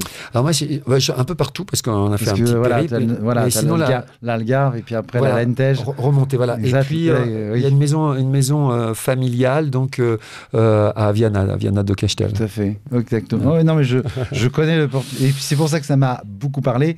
Et j'aurais que tu m'expliques un petit peu aussi ce Don Juan dos Santos, ce comédien musicien chanteur. Dan Inger dos Santos. Voilà, c'est un super musicien qui est un personnage aussi qui est à fleur d'émotion et qui est prêt là maintenant à rentrer dans le jeu. Et je vais l'aider à être dans l'interprétation. Parce que ce blues français, justement, c'est le marqué et ce côté folk. Ouais, c'est ça. Mais il est tout à fait dans son personnage. Ah, mais complètement. Il joue totalement aussi. C'est ça. C'est pour ça que là, dans l'histoire, ça va être une histoire familiale comme ça, qui va être en contradiction, parce que c'est une vente de maison, donc c'est quelque chose d'un peu triste. Hein, c'est tout le passé qui appartient. Voilà. Alors, on n'est pas dans le Tchekhov, c'est pas la Cerisay, mais il y a quelque chose comme ça qui va avancer. Et puis, il y a la confrontation avec ce petit cousin. Avec ce petit cousin, l'accordéoniste belge. Ouais, voilà. Qui lui débarque. Ses parents lui ont pas trop parlé de cette culture portugaise. Il parle pas portugais, il connaît pas. Et lui, son truc, c'est la musique traditionnelle, etc. Mais comme on fait maintenant, ils ont 20 ans, 21 ans, ils font des concerts et il y a plein de monde et c'est la musique traditionnelle. Moi, je connaissais pas trop, mais dès que tu écoutes, tu dis, ah bah oui, je connais. Et il va y avoir cette rencontre avec eux, cette transmission, etc. Et voilà, c'est encore un trio sur scène très chouette. En tout cas, tout ça, ça se passe en Normandie. Oui. Alors, en Normandie, justement, les villes que tu accompagnes, c'est Biorel, oui. Caniberville, oui. Falaise du Talou, oui. Isnoville, oui. Mondeville, oui. Anfreville, Quincampoix, Quincampoix, oui. Saint-Aubin-sur-Scie, oui. Tourville-sur-Arc oui. et Aubernil-Beaumet. Beaumet. Pour une première année, c'est pas mal. Ouais, c'est pas mal. Hein. non, mais il y a des noms il y a des villes que je connais. Il y en a un peu moins, mais en tout cas. C'est le pays de Caux après. Et après, c'est le pays de voilà, Bray et Caux. Et voilà. Là, tu connais mieux. Et après, après, tu as l'heure, le Calvados. Enfin, bref. L'année prochaine jusqu'au bout de la Manche. Ah ouais, l'année prochaine, il faut qu'on aille aussi Saint-Val, qu'on monte, Velette, etc. Et puis qu'on aille jusqu'à effectivement Trouville, Deauville-Cabourg. Avec grand plaisir. Voilà. Je pense que ce ciné-théâtre, TEAC, vraiment Made in France, va vraiment rayonner sur toute la France. Oui, parce qu'on a déjà des contacts d'autres régions qui trouvent le principe super intéressant. Mais bien sûr. Et l'idée pour nous, là, c'est de faire de la programmation à l'année. Parce que j'ai tellement de réseaux de spectacles de qualité avec des gens qui vont jouer le jeu financièrement qu'on peut amener, qui s'investissent et qui rentrent dans la famille un petit peu donc aussi. On a déjà 2-3 autres régions en France qui commencent à nous dire ça vous intéresserait de... Voilà, donc Ciné-Théâtre est très intéressé par cela. Et en plus, Keane, alors là, ça c'est incroyable. Ouais. Quelle aventure. Quelle aventure. Ouais. Tu vois, je vois bien cette pièce de théâtre à Ramatuelle. Ah, mais carrément. Mais, carrément. J'habitais à un moment donné à Port-Grimaud. Enfin, j'étais surtout hors saison. C'était génial à l'époque. Et ma fille a commencé à aller à Saint-Pons-les-Murs, à première école. Et j'ai jamais joué à Ramatuelle, mais je me suis dit, mais Keane à Ramatuelle, Alain Sachs serait très heureux que ce soit le cas. Écoute, Marie-Lu aussi, on va tout faire. On va tout faire pour aller à Ramatuelle. Oh, ça serait génial. Je fais un petit clin d'œil aux gens du Var, Saint-Tropez, enfin tout tout ce côté-là que nous connaissons, peut-être pas tous, mais en tout cas par rapport à ce qui s'est passé cet été, cet incendie incroyable. Donc toutes mes pensées sont pour ce feu qui nous a vraiment ravagé cette nature. On va continuer parce que sur quelque chose qui me trouble aussi, il me semble que tu as un rapport particulier avec la langue des signes par rapport à justement ce festival. Tu en as donné un atelier à ce sujet. Oui. Explique-moi un petit peu cette langue des signes. Pourquoi dans ce festival il était important? Oui, il est important parce qu'il y a une notion pédagogique dedans, là aussi de transmission, de témoignage. D'une façon générale, le handicap, même là dans les JO par exemple, m'intéresse particulièrement parce qu'il y a une notion de performance. Et vous l'aurez compris tout à l'heure, je trouve ça plus intéressant quand il y a quelque chose de particulier parce qu'on est obligé de se dépasser. Alors, c'est aussi un point fort, c'est-à-dire que ça, on ne le dit pas forcément dans les ateliers et les cours, mais ce sont bien nos faiblesses, nos failles, ce qu'on aime le moins. Par exemple, moi, si je devais préférer, je me serais plutôt mis à ta place, évidemment, parce que en tant que kin, évidemment, mais tu vois, je me serais mis sur un profil droit. Le profil gauche, 3/4, mine de rien, j'aime un peu moins, mais je sais que quand j'accepte, même sur scène, de mettre ça en avant, il y a des choses du coup qui m'échappent. Et ça, le public perçoit ce genre de fragilité-là, et ça, il aime bien.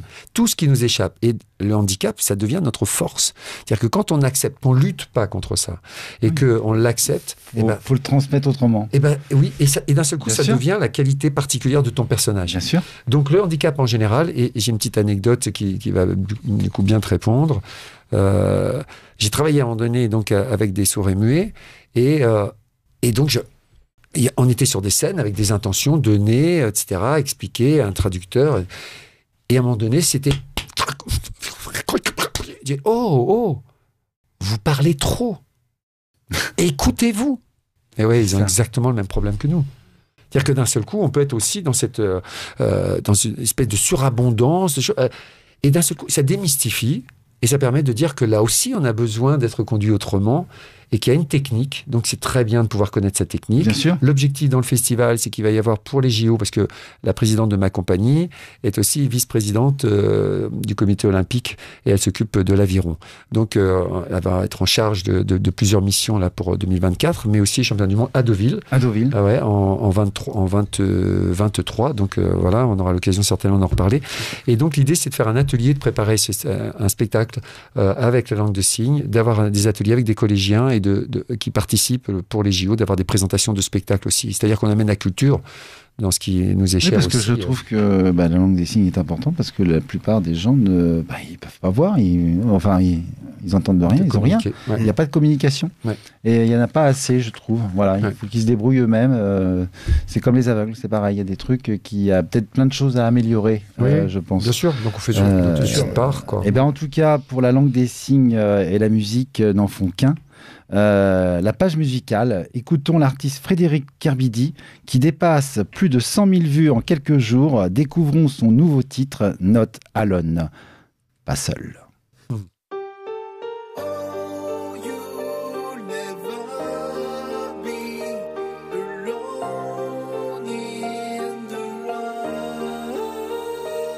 Mon avenir, tu vois, était déjà tracé quand j'ai baissé les bras, prêt à tout accepter pour devenir un homme et me faire respecter. Je suis comme une machine cassée dont on veut se débarrasser.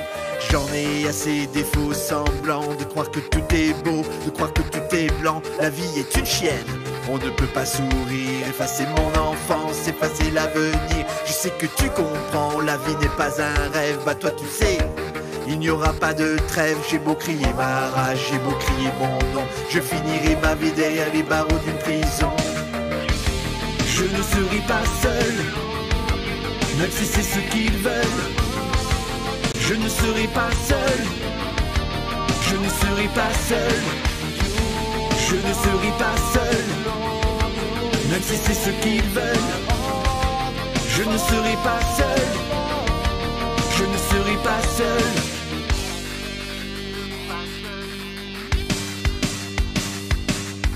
Je n'ai plus peur de tous ces gens, de tous les préjugés, de tous leurs jugements. Dresser sur des remparts, je bâtirai mon empire à l'abri des regards qu'on ne me voit pas souffrir. Je serai l'un d'entre eux, je serai même le plus heureux. heureux, le roi de l'illusion dans un monde sans enjeu. Il est 6 heures du mat, j'entends crier mon nom. Fini le rêve, je me réveille tout seul dans ma prison. Je ne serai pas seul, même si c'est ce qu'ils veulent. Je ne serai pas seul, je ne serai pas seul. Je ne serai pas seul, même si c'est ce qu'ils veulent.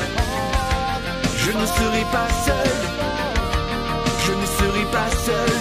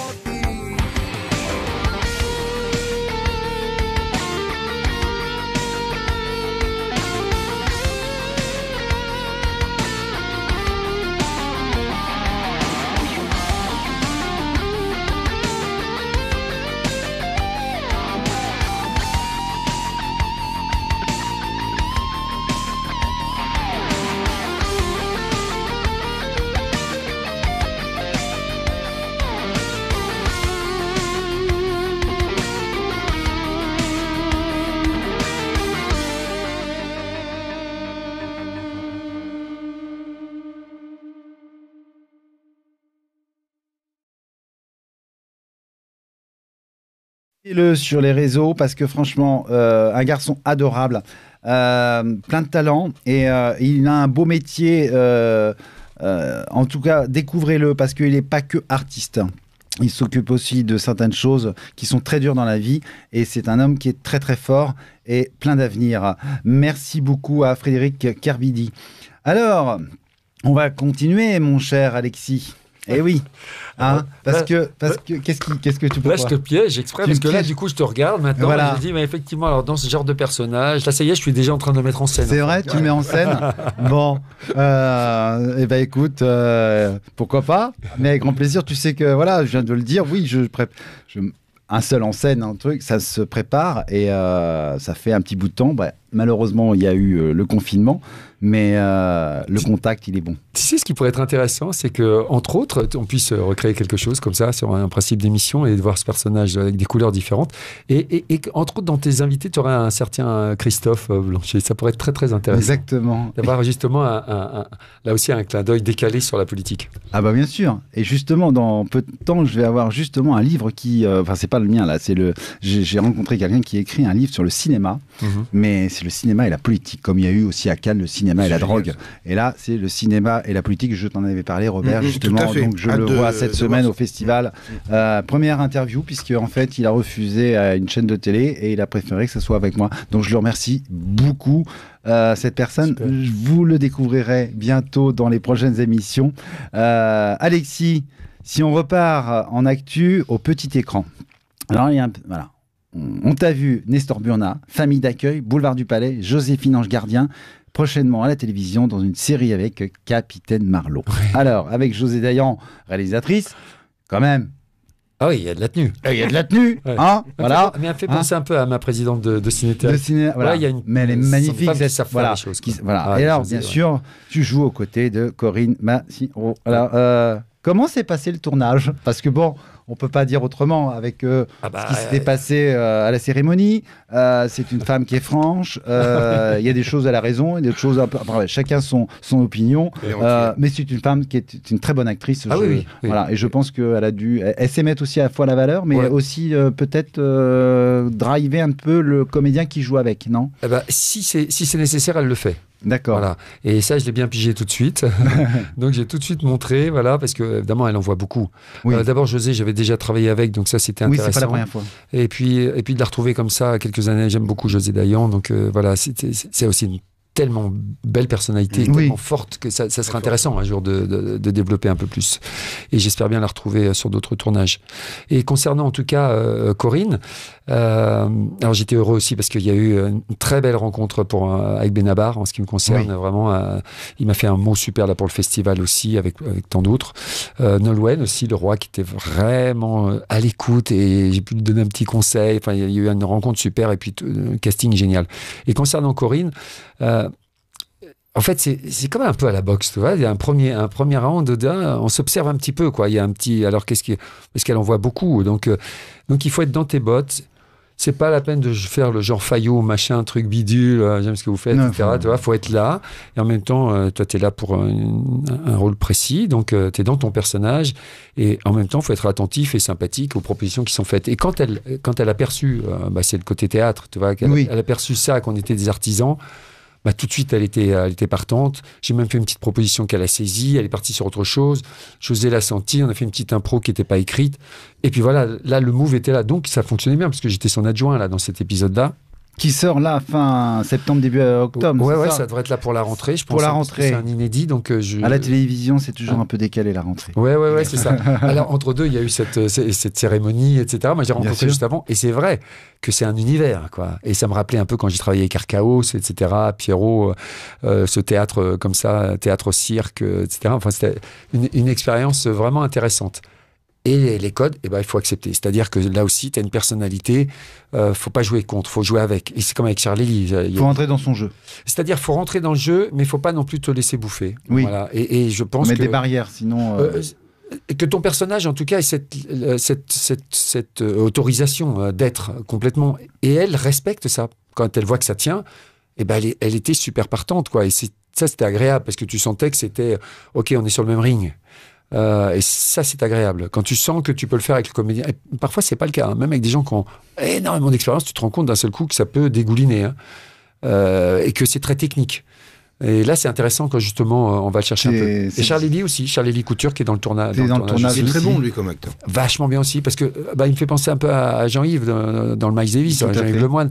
C'est un bloc, quoi. Et d'une générosité comme ça. Et vachement disponible. Et voilà, si on parlait de Reggiani et tous les autres, mais tous les bons en général, ils sont accessibles et normaux. En fait, ils sont juste normaux. C'est pas exceptionnel. C'est que comme d'un seul coup, tu vois quelqu'un de normal, tu dis, waouh, il est super. Mais c'est juste normal. C'est que la plupart du temps, on voit tellement qu'ils se la jouent et que quand tu les vois sur le ring, voilà, tu dis, ah oui. Et le tournage, ça s'est passé où exactement ? Alors, c'est Poitiers. Poitiers, voilà, parce que c'est important de... Voilà, les gens sont contents d'entendre « Oh, il a parlé de Poitiers !» carrément. Voilà. Et puis, c'est super parce que tu vas te balader entre deux. Et tu dis « C'est là que ça s'est passé !» Exact. Voilà. Et comme je connaissais pas trop, toi, les moments où moi, j'étais pas en tournage, tu vas à l'hôtel et tout, hop, tu te balades et tu fais ton touriste, c'est un bonheur. J'ai retrouvé un peu ce qu'on a perdu dans les tournées de théâtre où c'est très resserré maintenant. Ouais. Même si je suis très heureux, Marie-Lu Productions. Mais comment c'est passé en fait avec dans Poitiers, donc le tournage, qu'est-ce que tu pourrais en dire ? En fait, tu joues le rôle de son assistant. Dans chaque commissariat, quand elle arrive quelque part, alors moi ce que j'aime pas, c'est les costumes. Hein. J'ai toujours un peu de mal avec les costumes. Mais c'est vrai que dans Julie Lescaut, t'avais pas de costume. Non. Et puis alors là, j'en avais. C'est la première fois que j'ai une sorte d'uniforme, mais bon, déjà, j'avais pas. Elle me dit non, mais ça va, j'avais pas le truc, machin, c'était un peu trop. Bon, voilà.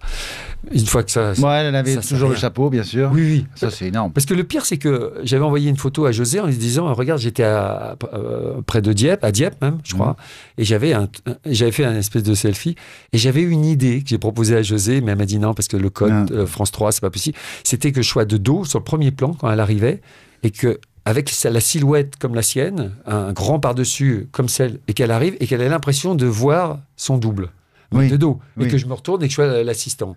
Et bon, on n'a pas pu le garder, ça, à cause de cette histoire de code de costume, mais j'aurais trouvé ça vachement intéressant au niveau de la mise.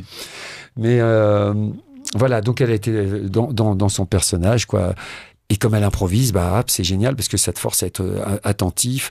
Elle suit la ligne conductrice. José a totalement confiance en elle. Quand ça va pas, elle lui dit aussi, elles se parlent toutes les deux, elles se respectent. Il y a de la communication, il y a du respect. Elles ont deux univers totalement différents. Mais en même temps, elles se respectent complètement. Donc, t'es pas mal à l'aise quand tu te retrouves... t'es pas pris en sandwich, quoi. T'es à côté d'elle. Mais en tout cas, c'est une belle performance. Et donc, on te retrouve fin septembre, début octobre. Tu connais pas encore la date, mais c'est la rentrée. C'est la rentrée, ouais. C'est la nouvelle saison, en tout cas. Ça ne serait tardé. Ouais. Nouvelle saison, t'en as fait qu'un, t'en feras plusieurs. Non, c'est un personnage qui, a priori, je pense, est sur un seul, sauf si d'un seul coup, ils ont une inspiration comme ça. Mais le sujet, c'est qu'elle puisse justement aller à chaque fois dans des régions différentes. Donc là, en l'occurrence... Bientôt la Normandie. C'est Poitiers. Mais je crois qu'elle a fait la Normandie, en fait. Oui, mais après, après, revenir. il me semble. Ouais, elle peut revenir, mais carrément. Carrément. Puis à ce moment-là, on imposera le dos. Le dos, voilà. C'est moi, et puis à ce moment-là, je prends des darons, puis là, c'est la notre action, puis là, c'est pas la même blague. Alexis, formidable. J'avais l'impression d'avoir Corinne devant moi, là. Heureusement, je t'ai regardé, parce que sinon... Donc, Alexis, vous êtes aussi... ça vous tient à cœur aussi. Vous êtes parrain d'une association Petit Ange Dylan, Ouais.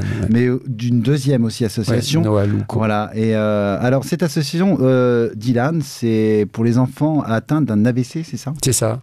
Donc le petit père là, Dylan, voilà, je salue ses parents, hein, voilà, Christelle et Ludo. Et ben voilà, il y a eu un petit AVC en fait dans le ventre de sa maman. Et puis il est né avec un handicap quand même qui est assez lourd. Et là, on a un témoignage aussi de parents. Alors il y en a plein de témoignages comme ça bouleversants, mais là je les ai rencontrés grâce au Messager d'Espoir en Normandie. Et voilà, ils m'ont demandé d'être parrain. Alors j'ai dit la vérité. J'ai dit je serai pas un parrain de frime, mais je vais être présent. Mon épouse est aussi marraine là, de l'association, et à chaque fois que ce sera possible, on sera là concrètement, essayer de faire des sorties. Là, on devait en faire une il y a peu de temps sur un bateau avec Dylan, on n'a pas pu le faire.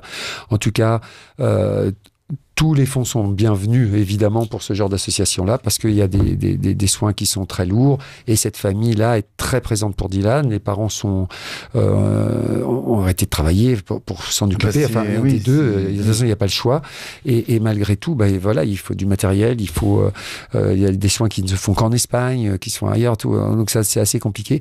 Et de voir Dylan dans cette progression, vraiment, parce qu'il y a des résultats qui sont probants, quoi. Donc c'est très, très encourageant.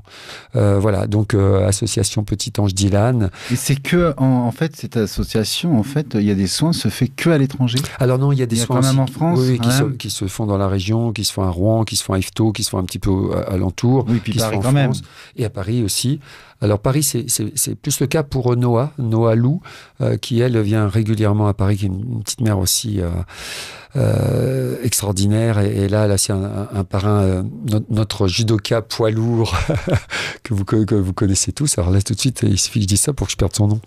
Notre médaillé olympique. Le petit maigre là. Oui, le tout petit maigre. Bon, enfin voilà. Qui a été ministre aussi. Non. L'actuel. Ah, l'actuel. Ouais. Là, oui. Bon, enfin, ça va venir. Ça va revenir. C'est incroyable. C'est impressionnant. Autant de lui que d'un seul coup, on le Et trouve c'est vrai. pas. Voilà, exactement. Mais si je faisais exprès en fait, de ne pas le trouver. Qui a fait très fort. Moi, j'étais en train de penser à autre chose. Je te suivais et je voulais parler aussi de quelque chose qui est important aussi pour les enfants, tu sais, qui ont l'autisme. Oui. Et je voudrais aussi faire un appel là-dessus parce que j'ai eu l'année dernière et cette année, je retrouve les gens qui sont à la montagne, que je connais, et ils sont de Belgique. Non, ils sont français. Ils doivent aller en Belgique pour les soins parce qu'il n'y a rien en France. C'est incroyable ça. Voilà. Et il n'y a pas d'école pour. Voilà. Donc ça, c'est quand même très très grave. Je pense qu'il y a quand même des choses à faire aussi, tu vois, sur l'autisme, sur les AVC, parce que les gens pensent que les AVC, c'est que pour les personnes âgées, adultes. Non, c'est aussi pour les enfants. Ouais. On ne se rend pas compte. Et concernant l'autisme, j'en profite aussi pour faire un petit clin d'œil à la PEI de Dieppe, puisqu'on en a fait, j'ai fait une mise en scène l'année dernière à l'Assemblée nationale. Sur un spectacle musical qui s'appelle Droit debout avec 17 handicapés, et c'était extraordinaire parce que à la fin du spectacle, donc quasiment tous les députés étaient là. C'était incroyable, on s'attendait à ce qu'il y en ait quelques-uns et tout. Ils ont tous joué le jeu, ils sont tous venus. Et au début, on s'est dit peut-être que ça va être un peu complaisant comme ça. Bon, c'est un spectacle avec il y a des handicaps différents, des handicaps différents, et notamment aussi quelques autistes. Et puis ils se sont laissés embarquer par le jeu, par la vérité, parce que c'est extrêmement authentique et sincère. Et à la fin, ils étaient debout, ils étaient émus, et debout artistiquement parce qu'ils ont donné sur scène. Pas simplement, le biais de... Il y avait 2 éducatrices qui sont là un peu comme ça en cas d'urgence sur le plateau, et je voulais pas qu'on sente qu'il y a un malaise et qu'il y a... C'était des personnages, elles ont joué dedans. Ils ont joué. Donc en fait, c'était un tableau de 19 personnes, quoi. Et quand tu vois le résultat, c'est extraordinaire. Et à travers ce biais-là, et je sais qu'il y a beaucoup de prises de parole, évidemment, de comédiens connus, d'autres, enfin, sur l'autisme notamment, et surtout tous ces handicaps. Et c'est la moindre des choses qu'on puisse en parler, qu'on puisse aussi être pas seulement dans une revendication financière, mais aussi à travers des films qui se font, des pièces de théâtre, des collaborations différentes. Faire passer des messages dans les films, et c'est très important. Donc voilà, je voulais quand même mettre ce petit ange Dylan. Donc ton rôle en fait aussi, c'est qu'est-ce que tu fais dans qui est important voilà, en fait. C'est d'en parler, de communiquer, d'apporter quelque chose, un soutien d'argent. Oui, c'est ça. C'est de faire savoir dès qu'il y a quelque chose, mais d'être aussi présent vis-à-vis de la famille. Quand je suis en Normandie, quand il y a un spectacle qui puisse venir, quand je suis sur place, d'aller les rencontrer et de pouvoir en parler, évidemment. Parce que c'est de partager surtout le dialogue. Absolument. C'est la base et la confiance. Voilà. Dylan, par exemple, quand il vient au spectacle, il est extrêmement sensible aux mais c'est des gens couleurs, qui sont très... à la musique. Il perçoit ça tout à fait et il est heureux, quoi. C'est un moment de détente extraordinaire. Et ses parents organisent régulièrement alors des lotos, des choses comme ça. Enfin, voilà, pour faire entrer des prix, comme pour Noalou, où ses parents organisent très régulièrement des soirées, des petites choses comme ça, parce qu'il y a vraiment besoin de fonds, bien sûr. Voilà, ça c'est indispensable. Et surtout que les handicapés, n'importe quel handicap, les gens persuadent, et nous on a tous un handicap, on est avec et on le développe par la suite, mais en tout cas dès qu'on est handicapé, comme là justement ce petit ange Dylan, ils perçoivent tout. Bien sûr. C'est impressionnant. Plus que nous, des fois. Oui. Voilà, c'est tout à fait ça. En tout cas, merci Alexis pour... Et donc, l'autre association. Oui, c'est Noalou. Oui. Une petite jeune fille tellement courageuse. Je la vois là pour pouvoir respirer. Elle se nettoie, elle rentre son petit câble là. Voilà, c'est très très impressionnant de l'avoir faire ça. Et c'est comment. Alors j'ai peur d'écorcher le nom parce que c'est un monsieur que j'aime beaucoup aussi qui est journaliste et Rosenbach. Oui. Rosenbach, oui, qui est aussi parrain de l'association. D'accord. Et son épouse et il est venu il y a très peu de temps dans la ville là-bas aussi pour Noalou. Donc voilà, comme je connais particulièrement ces deux familles-là et ces deux enfants-là, c'est pour ça que j'en connais d'autres, mais on peut pas... Tu parles de Harry Rosenbach. Oui, Harry, voilà c'est ça, qui est aussi très présent pour Noalou. Oui, et puis c'est quelqu'un de très entier, il est humain, enfin voilà, c'est vraiment... Génial, je l'ai vu animer sur le marché l'autre jour pour Noalou, et je voyais sur la petite vidéo, les gens le calculaient même pas, ils disaient c'est fou, et il était là, il lâchait pas l'affaire, quoi, c'est génial. On s'est rencontrés plusieurs fois, mais c'est un mec génial et j'aime beaucoup son dévouement et son humour aussi parce qu'il sait faire passer des messages avec beaucoup d'humour comme carrément. Toi aussi sur scène, tu fais passer des messages. Alors Alexis, ton actualité, le festival de novembre en Normandie, la pièce de théâtre de Keane, bien sûr, avec tout le reste, c'est-à-dire on se retrouve avec Calamité Jane, Miles Davis et Saudade. Et après, t'en as pas eu d'autres? Alors j'ai le choix des âmes. Le choix des âmes. Joué pareil 160 fois à Hong Kong, partout, sur 14-18. Et où là, c'est l'élévation de l'âme, une pièce de Stéphane Titeka, qui est aussi avec moi, Stéphane, dans Keane, et qui se jouera aussi le 11 novembre. Et le titre est évocateur. Le choix des âmes. Le choix des âmes. Là, c'est pareil, l'âme dans un violoncelle. Ah ouais, c'est une petite pièce infime, fragile, mais indispensable pour qu'il y ait une résonance, comme exactement. Pour notre conscience, messieurs. Exactement. En tout cas, et après, on te retrouve bientôt sur France Télévisions, France 2, Capitaine Marlowe, une rentrée riche en émotions. Yes. Merci Alexis. On va passer Robert. Il paraît que tu as le livre de la semaine. Oui, je suis très content. Oui. Parce qu'il s'appelle La véritable Joséphine Baker.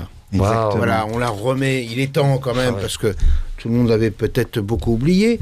Il est de Emmanuel Bodini, aux éditions Pygmalion. Voilà. Et Emmanuel Bonini. Ouais, Bodini, pardon. Non, je t'en prie, il n'y a pas de souci. Emmanuel, si tu nous regardes, on t'embrasse. Très bel écrivain. Il avait écrit justement sur l'Olympia avec Doudou.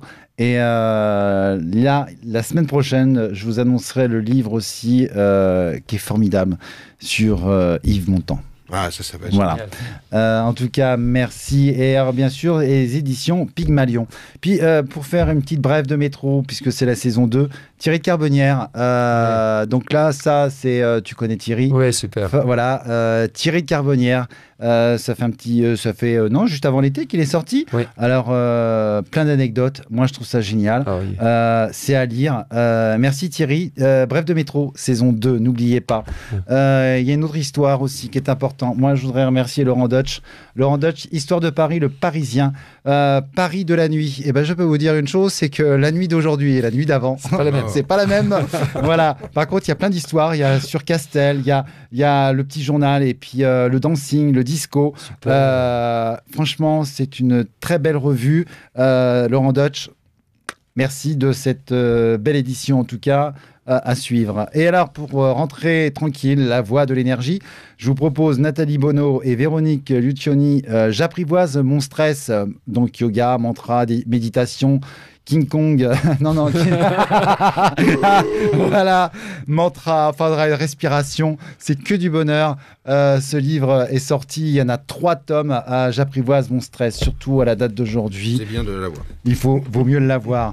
Et bien sûr, on parle aussi d'un truc. Écoutez, c'était dans le Parisien, dans tous les journaux. Eh oui. Bebel, le magnifique. Donc, notre cher Bebel dans le Parisien. Très bel hommage qu'ils ont fait justement dans le journal Le Parisien. Merci beaucoup. Robert, je te laisse poser c'est peut-être quelques questions de... Oui, alors j'en ai en réalité... Vous êtes tellement solaire. Merci beaucoup Robert. Donc. J'arrivais pas à répondre à toutes. Hein, mais solaire, j'aimais bien. On va partir sur un... Tiens, on va dire, tiens, c'est ma partie, mais bon, voilà. Je suis passionné de ça aussi, beaucoup, même énormément. Je vis avec ça. Qu'est-ce qui vous a, en cinéma, quel est le film qui vous a le plus marqué, l'acteur ou l'actrice qui vous a le plus marqué, que ce soit français ou américain ou hollywoodien?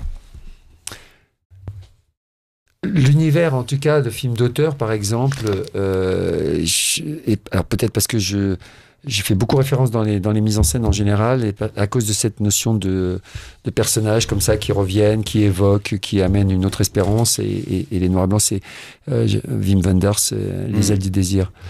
Superbe. Voilà, c'est vraiment un film pour moi qui est une source d'inspiration.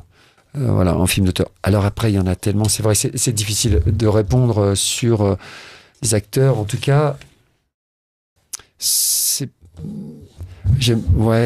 très difficile parce que à un moment donné, je devais rentrer à la Bottega chez Gassman, et je fais cinéma italien. Si je retombe sur un film du cinéma italien à l'heure actuelle, je suis fasciné. Entre parenthèses, il a travaillé sur Keane aussi, oui. Une adaptation cinématographique, Gassman. Les comédiens anglais, c'est juste magnifique. Les comédiens américains, les comédiens russes. C'est-à-dire qu'à chaque fois, extraordinaire. Japonais. Norvégiens. Enfin, il y en a tellement que non, je peux pas. Vraiment. En tout cas, c'est plutôt des personnages, des personnalités fortes, quoi, forcément. Et je peux pas donner un... Et dernière question, si parce que Frédéric me regarde avec des gros yeux. Ah non, pas du tout. Tout va bien. Dernière question. Non. Est-ce que quand on en parlait tout à l'heure, quand Claude Lelouch dit le cinéma c'est la vie et la vie c'est le cinéma, est-ce que pour vous c'est quelque chose qui... Oui, il y a une résonance. Il y a une résonance parce que justement c'est ce qu'il cherche en tout cas dans le film. Mais à contrario, je dois reconnaître que je suis aussi très embêté quand d'un seul coup on met plus en avant la fiction que la réalité. Et c'est pour ça que j'aime aussi ce genre de film, parce que son propos est clair. Et donc on a cette mise en abîme volontaire à travers la fiction. Mais ça m'embête quand d'une façon générale, dans les actualités et autres, on prend une référence fictive pour parler de la réalité, comme si d'un seul coup... Et c'est pour ça que je pense qu'il y a aussi tant de violences diverses, même par des jeunes, etc., et qui n'ont plus de recul. C'est vrai ou c'est pas vrai? C'est de la fiction ou c'est de la réalité? Donc on a quand même cette responsabilité aussi d'accentuer le fait que il y a la fiction, c'est un domaine, et voilà. Maintenant, ces mises en abîme là, quand on a vraiment des sujets qu'on a, et c'est le cas pour Claude Lelouch. Parce que lui, il a un cinéma très particulier. Oui, mais lui, il témoigne dans ses films, quoi. Oui. Donc c'est pour ça qu'effectivement c'est relié. Et on le sent dans la façon dont il accompagne les comédiens. Moi, j'aimerais énormément tourner avec ce genre. C'est ce que j'allais dire. Voilà. Évidemment, parce que il est, on sent, il les accompagne. Il est porteur. Voilà. Donc tu offres quand c'est comme ça, et tu te laisses surprendre toi-même. Et c'est ça que cherchent les bons réalisateurs. La grande façon La grande façon dont le louche tourne, et il n'y en aura qu'un comme ça. Oui, mais oui, parce que et il y en a plein qui se sont inspirés de Oui, énormément, bien sûr. Tant Même mieux. s'ils ne le disent pas. Voilà, et ils le disent pas. Alors ça, c'est tous ces trucs, des espèces de pudeurs générationnelles, etc. On a l'impression que d'un seul coup, on crée quelque chose de différent.